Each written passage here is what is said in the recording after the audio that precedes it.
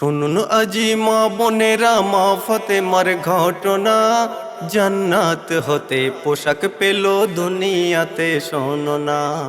শুনুন আজি মা বোনেরা মা ফাতেমার ঘটনা, জান্নাত হতে পোশাক পেল দুনিয়াতে শোনো না। জান্নাত হতে পোশাক পেল দুনিয়াতে শোনো না।